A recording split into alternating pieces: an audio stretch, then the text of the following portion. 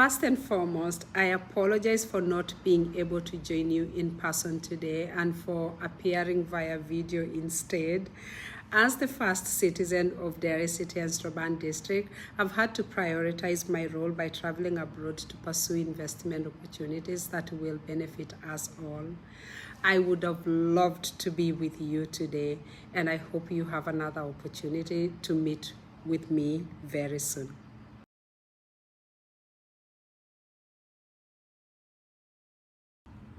I've been interested in politics since I was a teenager. For me, politics is fundamentally about community development and empowerment. My journey into politics didn't begin in Northern Ireland. It started in Kenya, where I worked as a community activist. I was fortunate to play a role in influencing significant changes as the introduction of free universal primary education and the fight to make female genital mutilation illegal. These experiences taught me the profound impact of political engagement that can have in people's lives. When I arrived in Northern Ireland, I was initially hesitant to get involved in local politics. I felt as though it wasn't my place. Many of us hear that voice in your head saying, "You don't understand the politics here. It's too complex. With its history of division and tension, why risk your sanity?" However, as I navigated systems that appeared to exclude and, quite frankly, create barriers for people like me, I realized I had to ask. I came to understand the critical importance of representation and having a voice at the table. I also firmly believe that everyone has something valuable to contribute. After all, Northern Ireland had become my home. I had chosen to build my life here, and I wanted the best for my son, Brian, and for all our children. Knowing that politics can make a difference, I decided to start by empowering myself and my community. After receiving my refugee status, I founded the Northwest Migrants Forum. This platform gave me that deeper insight into the real issues that people are facing in our community, and I quickly learned that many of the challenges we face are tied into politics.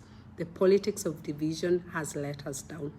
The phrase, "it's all about orange and green," needed to be reframed to "it's all about our community and our people." So I began engaging with politicians and communities to raise awareness. When I realized that the voices of community activists like myself were often failing into deaf ears, I knew I had to step up. And the rest, as they say, is history.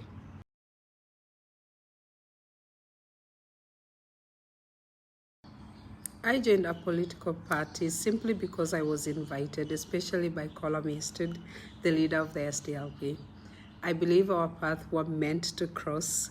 Colum was the first mayor I met when I moved to Derry in 2010, and I was incredibly inspired by his leadership and youth. Later, I became friends with former Mayor Brenda Stevenson, who introduced me to the SDLP ways of working. I remember attending the special conference in 2015 where Colum was elected as leader of the SDLP, and it was then that I decided to join the SDLP. There is nothing more profound or special than the feeling that you are wanted and valued. That's exactly what I felt when Colum approached me, and it made all the difference. The party's values aligned closely with mine.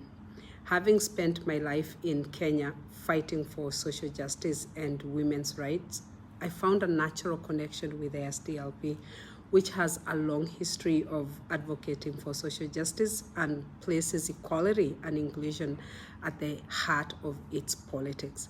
I also became friends with many people who couldn't stop talking about John Hume and the incredible legacy that he has left behind. This inspired me to explore the party further, and I quickly realized that the SDLPs were the right fit for me. Being part of a group that shares my values felt right, and the fact that the membership was only £20 was a bonus for me.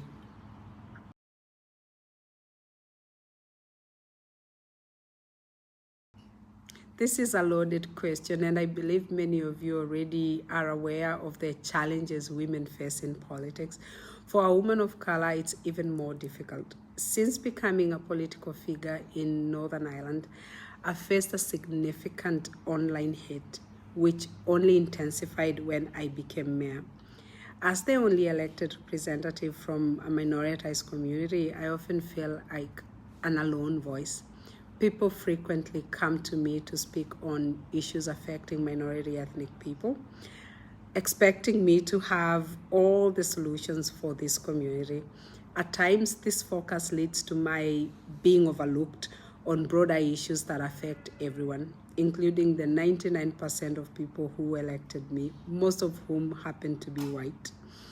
I have to navigate a system that tends to place women in certain stereotypical boxes, and another layer of prejudice that seeks to dictate what I should or should not focus on as a person of color. Before I became mayor, I was rarely approached by media outlets or organizations to discuss key issues like economic development or the housing crisis, unless it related to migrant and refugee crisis.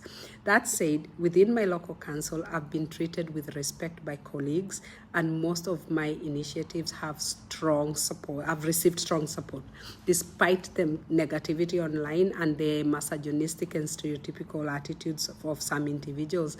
I've been warmly received by the public in my city and by the people that I represent.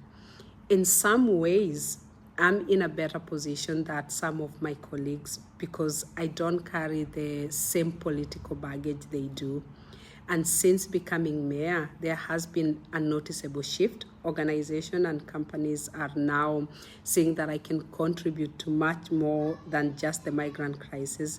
They've changed how they relate to me, and I'm now consulted on large economic projects with people paying attention to my ideas.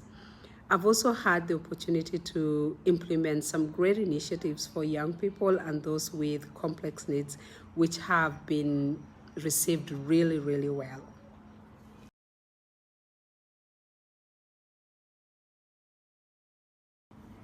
My advice to anyone considering getting involved in politics is to first find a political home. If you're from a minority ethnic background, I'll be honest with you, it's extremely difficult to succeed as an independent candidate. The reality is you are unlikely to be elected without the support of a party. So join a political party that aligns with your values and beliefs, but more importantly, choose a party that genuinely cares about you and the issues you are passionate about. My success within the SDLP has come from their support and respect for the many ideas that I have. To excel in politics, you need a party that will stand by you, support you, and allow you to grow and flourish. Choose a political home where you can contribute fully to the community and make a real difference.